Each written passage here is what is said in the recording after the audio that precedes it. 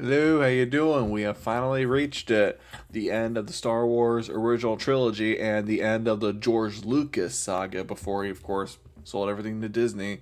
That, of course, being Return of the Jedi. I've just been really excited to get to this one, and it's not like I don't think it's as good of an ending to a trilogy as Revenge of the Sith, but Return of the Jedi definitely is like the great ending to the saga as a whole. Just I mean, it's great. I really like this movie, even though yeah I can see issues like with the pacing and stuff. I don't really care that much because I mean you've got awesome Luke with his green lightsaber, awesome redemption arc with Anakin Skywalker, awesome Palpatine being cool, and awesome space battles. Just there's so much to love here. So yep, for the final time, let us rewatch CinemaWins' video on this movie. For a Star Wars movie, for a real Star Wars movie, I would say, because sequel trilogy is a whole lot of beast, but we'll talk about that later on. Without further ado, let's get this over with.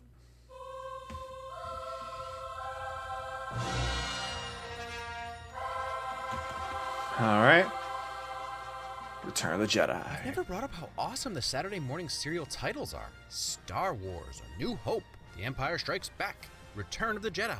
The emphasis on 5 and 6 is almost reversed. Like the Empire are the good guys and the Jedi must be evil. The Empire Strikes Back, Return of the Evil Jedi. That's fair. And kind of it makes me think too how the original title of this movie was Revenge of the Jedi. So I actually remember he talks about it later on, but let's not get ahead of ourselves. At this point, fans were looking forward to the crawl. Lucas made reading fun. Yep. Speaking of fun, here's a mirror opening of A New Hope. The destroyer enters the frame from almost the exact same spot. Tatooine has been traded for the forest moon of Endor, and the Tatooine moon has been traded for Death Star 2.0. Rather than overtaking Leia's ship, Vader's shuttle exits the destroyer. Everything comes full Nice. circle. It's like poetry sort of rhymes. Then the shuttle enters in almost the same composition as the Falcon, but now with the Death Star under construction. See, Vader knows the correct ramp lowering speed. Yep. His intros just get more and more epic as these films progress. The Emperor is not as forgiving as I am. Bum, bum, bum, bum, bum, bum, So, bum, as bum, one of my sharp-eyed and bum. eared subscribers pointed out to me, while I talked about the Imperial March not playing in the Dark Cave last film, I somehow didn't talk about the times it did play, and how it's one of the most amazing pieces of music ever written. That's fair, yeah. Didn't even realize that the first time, but that's kind of funny, isn't it? Extra Win for Vader was really also for Imperial March, and we get little snippets of it throughout his intro here. Bum, bum, bum, bum, bum. That music never gets old. Commander Calrissian and poor Chewbacca never returned from this awful place. Little droid's position, and the feeling of being back home in the universe on Tatooine. Yeah. Just two droids strolling through the desert. Odd Mishka Jabba Hut? There's definitely a conspiracy here. 3PO claims to be Fluent in over 6 million forms of communication. yet every single time he speaks something other than posh English, he very clearly struggles and always uses the same accent. I think 3PO hustled his way onto this crew. Hustling? That is a conspiracy. Sure, I feel like that could be a fun fan theory Star Wars fans would just come up with. Like, sure. Hey, a BT-16. It really is quite a thing to... BT-16? Is that what that spider thing is called? I'm a Star Wars fan. I somehow didn't know that because I know a lot of things, but I didn't know that.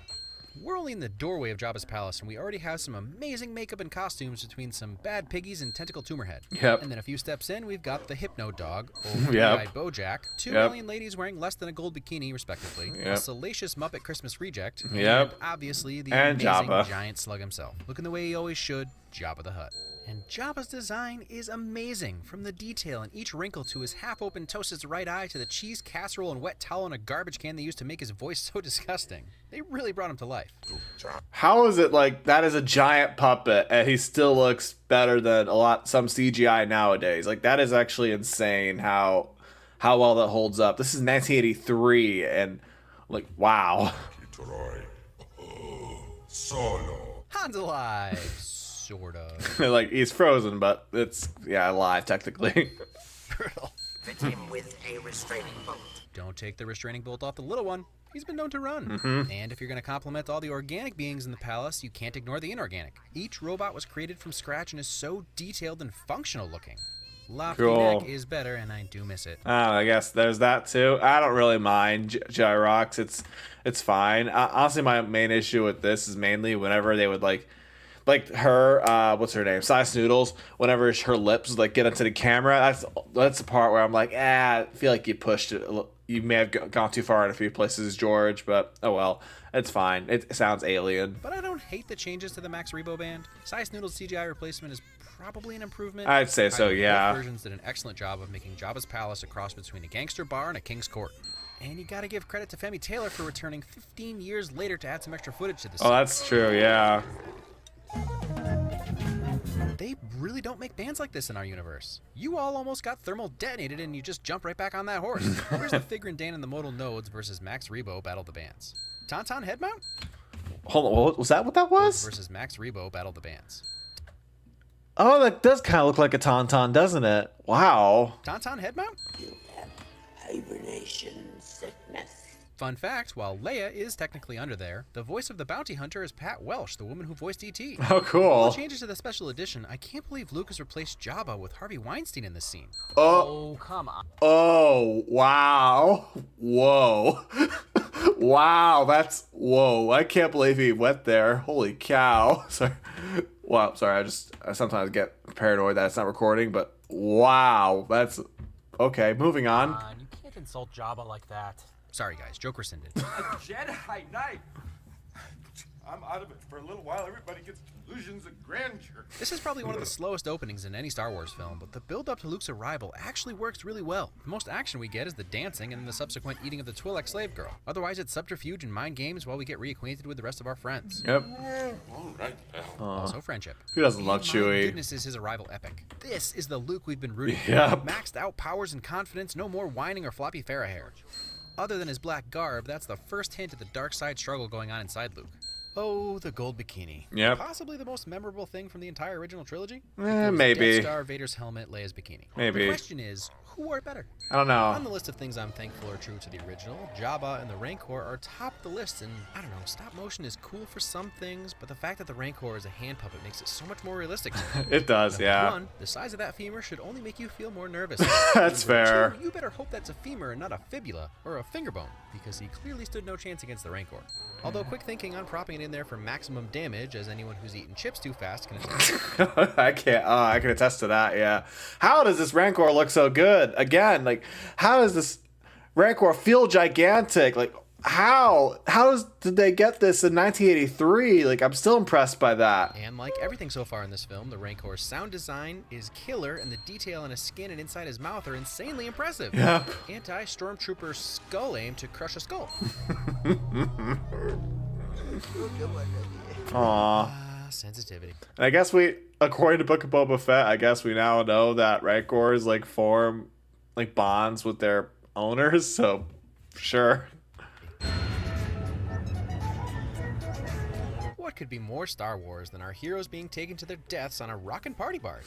Not gonna lie, if I had to choose between Leia's gold bikini and R2's, I'm going with the one that carries drinks. Fair. Jabba the Hutt will now listen to your pleas. 3PO, you tell that slimy piece of worm-ridden filth he'll get no such pleasure from us. Right? Negotiations skills from Han. What? Lightsabers come in green? Yeah. Let's talk about Luke's much maligned plan. Something I bring up a lot is something I think people might forget when watching heroes on screen, and that is Plan B, C, D on through. This was Luke's most successful plan, but that doesn't mean he didn't have backup plans if any section of it failed. Plan A was force pull this gun and shoot Jabba on his stupid face. Peace, see ya guys, we're going to storm the castle. But that failed, so he had a backup plan.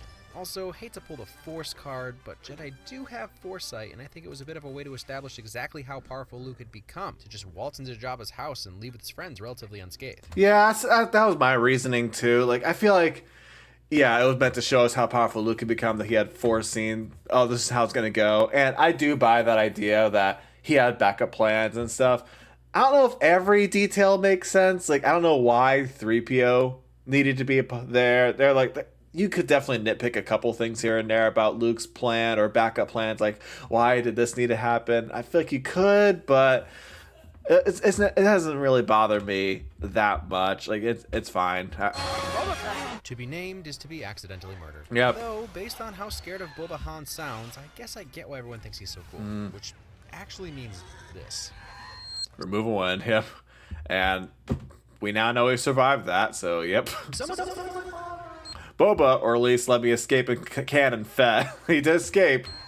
This is going to be a little confusing, and I know some of you don't like jabs at the special editions, and I hate the new Sarlacc. I mean, I'm used to this version of the Sarlacc. When I saw the original version one time, I was like, wow, I'm so used to this because everything else around canon has sort of like adopted this Sarlacc. Like I saw it in the Lego games and the Boba Fett show and stuff like that. It's kind of weird to think back. Oh, originally the Sarlacc didn't actually have a giant beak in there and less tentacles, so But there was something so much more menacing and scary about the theatrical version, sans the oversized mouth. So the win goes to the original cut. I mean, that's fair. And the CG, yeah, it does look a little because this was made in the 90s. Because it gave me nightmares. Fair. Which is a win. Badass good girl chokes out a giant worm gangster with her own slave chain while wearing a bikini. Yep. This princess doesn't need any rescuing. Yep. Which is good because she's not getting any from Lando. While Leia's murdering fools, Lando's... I gotta say that lightsaber does look awesome against the blue sky. Good call. Yeah. All right, I can see a lot better. Anti-stormtrooper aim advice. And anti-stormtrooper. Yeah, pew, there you Let's go. just say they've both come a long way since the last time they swung together wearing all white. That's fair, yeah. Can I just say that I hope the little laugh screecher made it out alive? Who knows?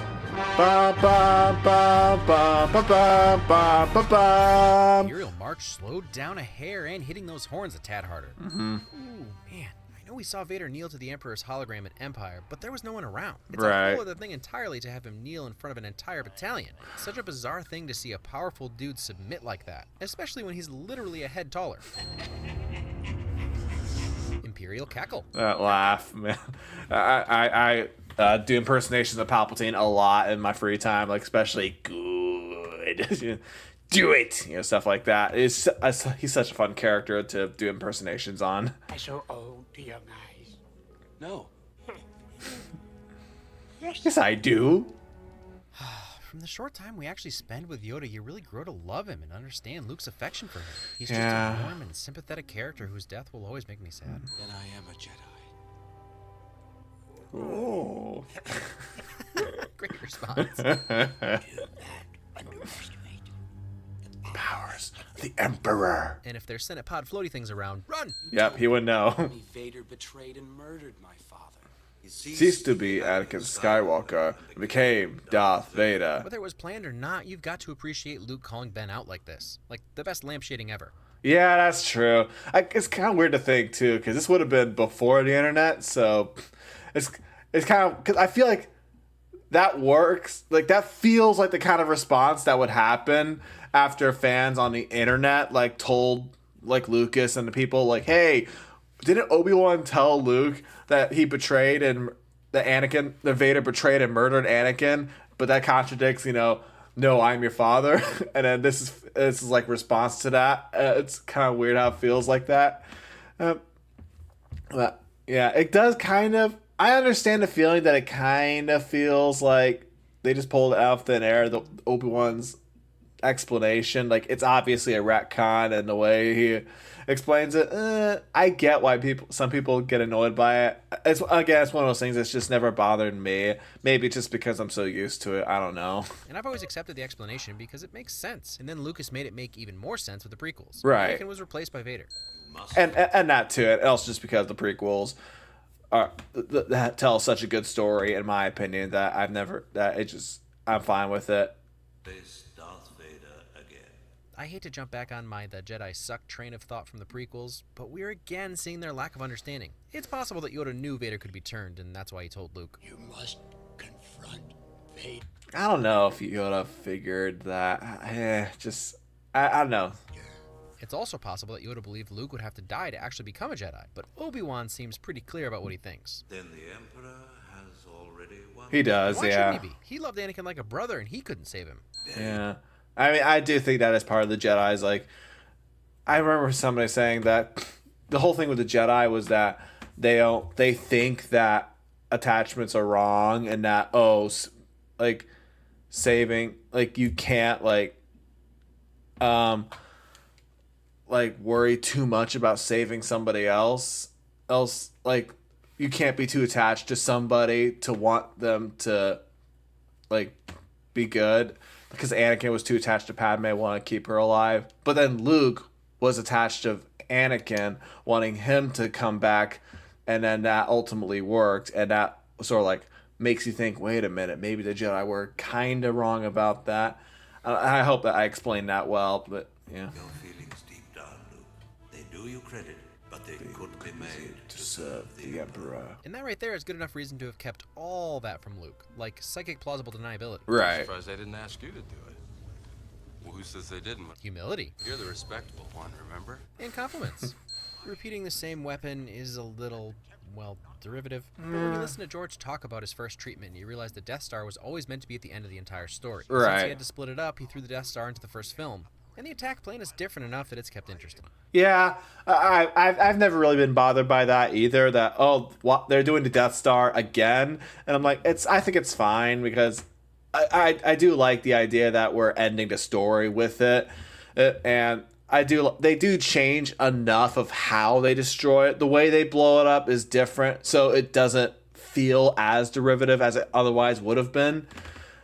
It's only when Starkiller Base and then the Death Star Destroyers and Rise of Skywalker happened, that's when it felt like, okay, you're really milking that. It felt really derivative in the sequel trilogy when they kept doing that over and over again. It was kind of like, guys, come on. At this point, you're just being desperate. Just got a funny feeling, like I'm not gonna see her again. It just might be a while. But see now, if Han had said, I can't wait to see it again after we're victorious and I definitely don't die, like Biggs and Dax said, it would have been a different story. That's and true. He would have gotten his way. Oh, yeah. Because Harrison wanted to die for some reason. Like, he wanted to... starting with episode 5, Harrison wanted Han to die. And then he did it in episode 5. He did it in episode 6. And then when he made episode 7, he finally got his wish. Like, yeah, it was kind of weird. I wanted that so bad. Distance though, Chewie, but don't look like you're trying to keep your distance. I don't know. Fly casual. Casual flying advice. I might be projecting, but Piet still has that look about him. Is today the day I die by force choking? He does. I told my first viewing of Star Wars Story, but I did see this one scene when I was much younger at soccer camp of all places. Really? Speeder bikes have the same impact on me now as they did then. Awesome. So fantastically fast. Yeah. Can I have some of your pizza, guys? I don't know anyone. And the sound design. Sound design is again chest rattling. Out of all the first-person shots, these are probably the most exhilarating in the original trilogy. Like, these feel It's fast, also one of man. the most fun chase sequences in the series, but still edge-of-your-seat stressful. And the shaky cam that gives it that tense feeling was just a result of the way they had to shoot the forest walking through the woods. Heck yeah, Luke. He's a Jedi, all right. Clearly, Ewoks are wife win. Though Of her favorite course. scene comes later. Of course. Yeah, I don't mind. I think the Ewoks are fine. I find them really cute. I get, it's another one of those things. I get why people don't like them, but I've always found them really fun, and I never really minded them taking down the Empire as well. Rue, is that you? My A Hunger Games reference. son is with them. Strange that I have not. Ever the schemer, I think Sidious can sense Luke, and he's just setting Vader up to believe he's surpassing the Emperor so that when he double-crosses him, he'll be blindsided. Ah. Passion for you will be his undoing. I made some comparisons between the Sith and the Jedi in my prequel videos, and here we are again seeing both being certain of how Luke will act and what he'll do. Yoda was convinced he'd fall to the dark side in Cloud City. The Emperor is convinced he can turn him. I guess that's fair. Hey, I don't get it. I mean, nothing has ever been so clear. It's a trap! Yeah. That smirk. Hello, I think. I could be mistaken. They're using a very primitive dialect. That confirms it. 3PO's an imposter. You can't be fluent in 6 million forms of communication and not be sure about the dialect. So C-3PO gets a swindling win. Can I give out a swindling win? How about a wool over the eyes win? I'm sure. Feeling about this. No feelings were harmed in the making of this scene. Ah. Well, unless you count the feelings of burning. Yeah. That was a cute scene. I guess he would suck at telling stories if he couldn't reproduce the sound effects perfectly. Yeah. We need some fresh supplies too. Try and get our weapons back. Uma Frida. Hurry up, will you? Haven't got all day. Father has it. My father has it. I have it. My sister has it. Yes. It's you, Leia. Talk about a bombshell. We're twins. Oh, and also Vader's your dad too. Yeah. All right, bye. Yeah, he blew up your home planet. Yeah, that would definitely be like a whoa. I can save him. I can turn him back to the good side. I have to try. Not knocking Yoda's advice again. It has its place. But I think by now you guys know how I feel about some of the Jedi's dogmatic rules. He's going to try. He doesn't know if he'll succeed, but it's worth it for him to die trying. And that will always put a lump in my throat. Yeah. I can't tell you. Subtle, and it might be missed, but I've always looked at this scene where Leia can't talk about it as her reflection on the fact that Vader is also her father. Yeah, that's fair. I mean, I brought up in my Everything Wrong with CinemaWins video that I saw that as, well, I mean, Luke is going to turn Anakin, and everyone is like, that's a dumb idea. Luke is the only one who thinks that's a good idea. And everybody else is like, no, he's never going to come back. And then you also add on top of that the fact that Luke is telling Leia, like, hey, if I die, you're basically the last Force user around. You're gonna have to restart the Jedi Order. And it's like, that's a lot of pressure to put on her. Like, wow. But that's a good point too. The fact that Vader is her father. Yeah, because did you see how traumatized Luke was when he found out? Like, yeah, that would definitely hurt Leia. That's gonna mess with your head. Still hugging. Loving the illuminated windows on the Death Star at night. Cool. They did say construction was going around the clock. This is my favorite location in Jedi and possibly the entire saga. Really? I have to really think about it. This little bridge scene. Such a serene and beautiful backdrop to the really super duper intense situation. Yeah, the fair. turmoil inside both of them as they fight off the opposing side of the Force and try to reconcile the familial love they have for each other. I feel the conflict within you. Let go of your hate. And everything about this finale setup flies in the face of most other films and the rest of the trilogy, since it's not about defeating the evil guy. Right. The real conflict for Luke to overcome is to redeem his father. I see you have constructed a new lightsaber. It's amazing. The actual backstory with kyber crystals and everything that goes into making your own lightsaber, it all came from that one line. Oh. Anyone else hoping it comes up in Last Jedi? Do they bring it up? I don't think so. No, they don't really talk about it in Last Jedi. I mean, yeah, no. Someone at some point had to have pitched a ship filled with water during storyboarding. No? I know I would have. I only bring it up because Akbar's chair in view from the bridge is amazing. Fair. And kind of like a fishbowl. Teddy bear distractions. And teddy bear ingenuity. Yeah. Oh, there's Captain Rex, that guy. Well, I don't know if he's like officially confirmed, but people say that's Captain Rex, and he does look like him. A scout trooper fell for it. Did I mention the Imperial March is amazing? Oh, snap! This old dude's got force powers too? Such a baller way of letting Luke know. It is you who are mistaken. About a great many things. You really can't blame old Sheev for his hubris. He's been controlling the galaxy for a long time, and everyone who stood up to him either died or became Darth Vader. Yep. Hey, Ben Burt, the guy behind every sound you hear in Star Wars. Cool. It's a trap! It's a what? Yeah, you done got trapped. Yep. We surrender. Ewoks to the rescue. I was gonna say Ewoks to the rescue as well. I didn't even. Wow. ATST chicken walkers are still my favorite mechs. Powerful but quicker and more agile than the big Imperial walkers. Aha, dodge the issue. Don't ask you. Okay, cool. Yeah, everybody says AT-AT. Yeah. Optimism. I swear, every time we get to this scene, my wife. Oh, that was. Wow. Yeah, that's a bold move. Looks like Ewoks were meant to sell toys and all. And yet they still have that bit where one of them dies. And it's like, wow.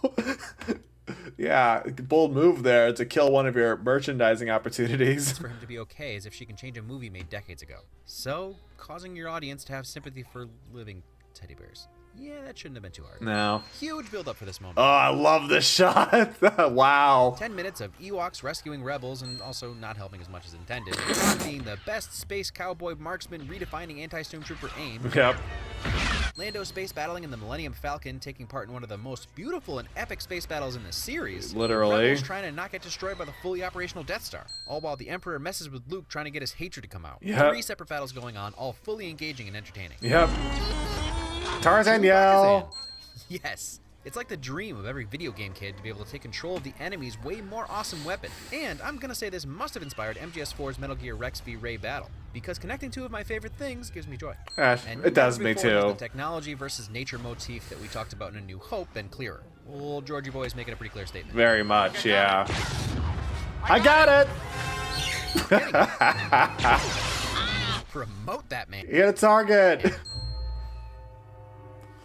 I love you. And now we rejoin Luke going fear, anger, hate, crazy. And much to Yoda's chagrin, it's working. Yep. Your thoughts betray you, Father. I feel the good in you. The conflict. Ha, I like It's over, Vader. I have the high ground. to think that what Luke was sensing was Anakin having a moment of pride watching his son Jedi flip around. Oh. How could he not? Even in the most self-centered, look how good he is and how well that reflects on me type way. Yeah, look at my son go. Yeah, I can imagine that. Yeah. You will meet your destiny. So that's where Starkiller learned that throw. The rebels have been routed. They're fleeing into the woods. We need reinforcements to continue the pursuit. Oh, and by the way, It's a trap! Yep. oh man, the delivery of that one word. Yep. All the evil left in Vader comes through on that one word. So, you have a twin Sister. Yeah. Oh. Yup. That piece of music, man, A Jedi's Fury, like, holy cow. It sounds so different from most other music in the saga. And it's like you're seeing Luke fight Vader, and you would think seeing that you would go, yes, he's beating up Luke, but that music plays and it makes you go, wait a minute, Luke shouldn't be like, because you shouldn't be like cheering for Luke here because he's lashing out. He's letting go of his anger and like slashing out. And it's like, oh no. It's like, man. Another one of Williams' best musical cues with the choral voices in the background. The raw emotion and power, the wide tracking of this duel from behind the staircase. It's also absolutely perfect. Yeah. Richard Marquand definitely left his mark on this saga. He did. Minimal choreography, just pure rage. Luke in unlimited power mode. Oh, and the moment that man. Luke finally understands his personal allegory of the cave. Yep. Get it? No time for jokes. He didn't comprehend it then, but all of this has been leading to him facing his worst, albeit unrealized, fear, becoming Vader. You failed, Your Highness. I am a Jedi. Like my father before me. I've got no words. Alright, I've got some words. His training is complete. In casting his Jedi weapon aside and sacrificing himself for his father, he is a Jedi. Yes. A one-of-a-kind Jedi, to be sure. Mm-hmm. Whoa, that puts pretty much every other practical explosion in the trilogy to shame. To shame! Is this how laughing is done? I'm unfamiliar. Dude, he's got lightning powers. Also, love that they illuminate both Vader and the Emperor's faces as if the electricity is actually in front of them. Yep. After seeing Luke fully embrace the Jedi way by conquering his fear, even after giving in to anger, something Vader didn't think possible or allowed, I guess, he finally comes back to the light.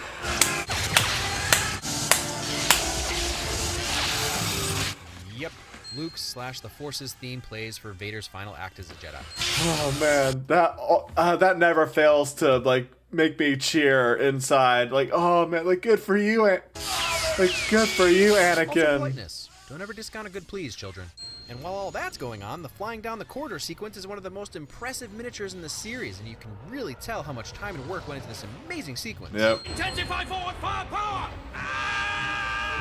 Too late. There is very little in life as satisfying as the Super Star Destroyer piercing the Death Star. Some would say pulling back the curtain and uncovering the mystery of Vader was a mistake. I don't think so. But it was worth it for this father-son moment and handled exactly the right way. Weird. I always pictured you more like the king from Coming to America. I guess, yeah, James Earl Jones, yeah. Ugh, the almost deconstruction of Imperial March played with only strings, and then I think a harp whimpering out? Yeah. That's so nice.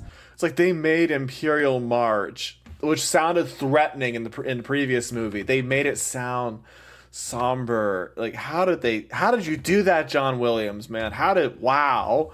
And oh man, this scene always gets me every time. I've seen this movie so many times, but that scene never fails to make me like feel, just seeing Anakin and how far he's come from that little boy on Tatooine who was so kind-hearted and well-meaning, then he turns and into an evil man and is corrupted by the dark side, only for him to finally realize, no, I can still do good even after all the horrible things I've done. And he gets one last chance to do good by saving his son, and he dies for it. Just, man, it's like, obviously we can't excuse his terrible actions, but at least he wasn't a 100% bad guy. When he comes back, I won't get in the way. Speaking of lampshading, I give them credit for addressing the love triangle one more time. And Yeah. honestly, I gave both New Hope and Empire guff for the kissing, but it was mostly pretty innocent. They never seemed to have that type of relationship. Yeah, I actually like that they tied back into prequel continuity. It works for me. it does for me too. Just seeing Naboo and Coruscant here, just tying it all together. Like, man, I love that. Palpatine's statue falling in the background. Is that Wilhelm celebrating? I guess Everyone gets so. invited to a Coruscant party. And yep, this is my wife's favorite. Yeah. Ewok dance party. Though she admitted that it was, of course, with the Yup Nub song. Yeah. I mean, I mentioned in my video, too, that I actually prefer Victory Celebration just because, Yub Nub, it was cute, it was nice, but Victory Celebration just has, for me, just has this better sense of finality to this whole saga. It makes me go, man, that was such a satisfying saga to watch through, you know? Oh, and Hayden. No, now you just look like the kid from Jumper. But it actually does make sense since Vader didn't join the Force, Anakin did. And that's what Anakin looked like before he became Vader. Yeah, just, it's like Sebastian Shaw, at least we saw him as Anakin under the helmet. So it's not like he was cut out entirely. So I just love seeing Hayden here. Just, yeah, again, tying back to the prequels, like showing he's really come back. Just, yeah. As the conclusion to this story, whether we feel this film is on par with Empire or not, the feels it gives me are like no other. Me too, yeah. I know. No, you're not the only one. This film's tally is higher than Empire. Don't get upset. So many of the wins in this film are only wins because of the things that were set up in both A New Hope and Empire. That's And on fair. that note, whenever people talk about their favorite film in the original trilogy, I always kind of just shrug because to me it's all one story. And without every single piece, it wouldn't be what it is to me. Yeah, I mean, I see that way with episodes 1 through 6 too, so yeah. Each film has moments that make me tear up, grimace in pain, or shout for joy. More an inside shouting these days. In this one, we get Luke, a fully realized Jedi, confident, powerful, and ironically enough, based on everything I'm about to say next, good. And this time it's the arrogance of the Sith rather than the Jedi that lost the day. The Emperor saw Vader as his lapdog and never considered he would or even could turn back to the light. Heck, I'm not even sure Vader knew. It is too late for me, I don't think, son. yeah, I don't think he knew. Although he did call him son there. Ugh, gut-wrenching. Man. Something I touched on with each of the previous films is Luke's journey, growth, and his battle with the dark side, perfectly illustrated here with half his face in shadow before his final showdown with Vader. There's evidence to say that Luke did actually turn, and I've always kind of wondered. Starting with his first act in Jedi, in the main series of movies, no one else uses Force choke. That's a huge tell. Yeah. He wears all black, like through multiple wardrobe changes. Even the original title, Revenge of the Jedi, tells a story in and of itself, with Luke holding a red lightsaber in the original poster. Yeah, I did learn about that. Apparently Lucas actually had a draft of the script where Luke actually turned. Like, he actually took Vader's helmet, put it on himself, and said, now I am Vader. Like, that's, yeah. I feel like fans, if they saw that back in 1983, they would have been really pissed because seeing their favorite hero turn like that. I feel like people hate the way Luke was quote unquote character assassinated in The Last Jedi. I feel like that would have been even more upsetting. I don't really like the term character assassination, honestly. A lot of this film seems to be leading to Luke's turn and probably death, but Lucas never would have and probably wouldn't have been allowed to have Luke die in the end. Though they do get you going in the end as Luke is at his lowest when Han and Lando are both starting to have some success. There was even a draft of the script where Luke actually took his father's mask and became Darth Vader. Oh, he mentions that too. Wow. The great minds think alike. Sometimes while watching Jedi, you really see Luke embracing that. For me, the most telling, and it wasn't something I actually realized until diving into the prequels, was the similarities between two scenes and how it actually logically leads to Luke becoming a Sith Lord. Who else used Vader's sympathies against him in a manipulative way, while being electrocuted and pleading for help? Huh. I guess so. Yeah, Palpatine did kind of do that in Revenge of the Sith, didn't he? I'm not saying Luke was necessarily doing it deliberately, just that it's an interesting rhyme to have Anakin's turns be so similar. Yeah. In my prequel videos, I brought up the difference between Anakin and Luke because of their different training. Anakin was taught to, ironically enough, fear the dark side. Only Palpatine would indulge his questions and grayish desires. Luke had far, far less time for training in general, which meant less time to ingrain that fear of the dark side. I partly think that Luke was able to resist the dark side because of his lack of training from the Jedi Council. While Cloud City might feel like a failure to us, even to Luke, I think it was actually a success. He was told his mentors lied to him, given the choice to rule the galaxy or die, and he chose death. I believe that was the moment he completed his training. He still wasn't a master, but there was nothing else Yoda could teach him. I love that perspective. Like, this is part of why. It's like sometimes being a Star Wars fan is difficult, but this is part of what I like. I like listening to different perspectives like this. I never even thought about it like that. But yeah, that is interesting. You could say Luke's training was complete right there at the end of Empire, because that's an interesting perspective. I don't know if I'd entirely agree with that, but yeah. I think Yoda saw the choice he'd have to make and didn't think him capable at the time. On Death Star 2.0, Luke actually fulfills Yoda's little prophecy about fear in a short period of time. Fear of losing Leia to the dark side leads to anger at Vader for being the instrument of that, which leads to hate of Vader as he thrashes at him, and then suffering through Force lightning. And he uses it all to his advantage to defeat Vader. But where Anakin had been taught and knew that there was no turning back after Windu's death, Luke again chose death rather than killing his father. Luke was able to use the power of the dark side and still choose the light in the end. And that was his moment of rebirth, which is actually a big theme for this entire saga, but Jedi specifically. Han wakes up from his carbonite nap, Vader is reborn as Anakin, and Luke actually goes through a few baptisms, as it were. Sure. After his father's death, there's no time for Luke to really contemplate everything that happened, even as the white inside his dark clothing starts showing again. If pressed, I think he'd say he's neither Jedi nor Sith, and that they both have value and shortcomings. Please don't say that about the Sith. The Sith have no value or shortcoming. The Sith don't have value. Please don't say that. But yeah, no, I think he did literally say he was a Jedi, so I don't know about that one. The Jedi suppress emotion, which keeps impulsive outbursts at bay. Sith embrace emotion, some are obviously consumed, but Luke proved he could use the raw emotion and then come back from it. I mean, Can't wait to sure. see what they do with this in The Last Jedi if they touch on it at all. Really, thinking about it now, boy, you guys are going to have fun with this after the new trilogy is complete if I'm wrong, but Luke teeters on the line so much that the case could be made that it's his fault Kylo turned. Clear. It's kind of true, kind of what happened, because he made this before he saw Last Jedi and saw it's kind of how it been turned, yeah. Really, not everyone can handle the pull of the dark side. It's easy to forget that these actors and new directors to the series all had no clue what the final product would look like. So much was shot on blue screen with matte paintings or stop-motion miniatures thrown in at the end. Everyone involved deserves that much more credit, especially a director who just sort of needed to trust Lucas and ILM would be able to figure all the details out in post. Right. But speaking of actors, how impressive is Ian McDiarmid in this? Yeah. I really love that he's the consistent thread that ties the two trilogies together. 3 trilogies now, because he's in episode 9, but yeah. In contrast to him, a lot of people feel like Harrison Ford was sort of bored through this movie because he wanted to be dead. I never really saw it that way.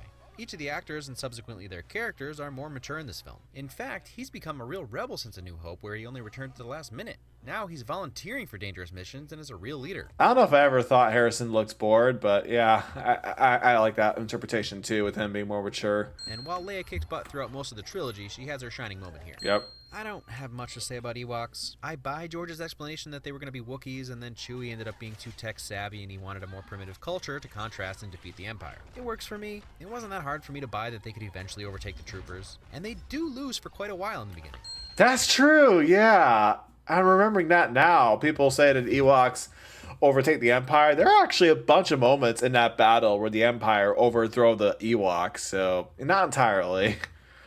I think that's about it. These 3 movies quite literally changed the world. Very much. At least the cultural landscape. I love all these films, and I haven't been too disappointed with anything Star Wars since then. I gotta be honest, I'm a little sad this is the last Star Wars film to do for now. This has been fun. Yeah. I'll probably take a little longer break than normal in my personal rotation of these films. That's fair. My appreciation has definitely grown for them, and I can only assume I'll pick up new things every time I watch them in the future. And with Jude. Yeah, same contemplation here, because I don't know if I'll be able to talk about Star Wars. Well, we still have the sequel trilogy left, but after that, I don't know what other chance I'll have in the future to talk about Star Wars on this channel, because I really do love talking about it. I love this franchise. There's so much to talk about, so much to love and appreciate. And this is the last Lucas movie we'll talk about for a while, and Yeah, that's sad to think about that we're basically almost done, but oh well. I really can't wait to share Star Wars with him. Oh, yeah, Jude, his son. I won't spoil it for him. The question is, machete order? Although I wouldn't cut Phantom Menace. No. Tough one. Yeah, no, don't do the machete order. Yeah, don't. Yeah, the order, that's a tough one too, cause there, I am still split on which order is better: original trilogy, then prequel trilogy, or prequel trilogy, then original trilogy. Because I see the value of both, and I see the shortcomings of both. It's actually hard for me to think. Like, Lucas has said you should watch it in prequels and then original trilogy, a chronological order.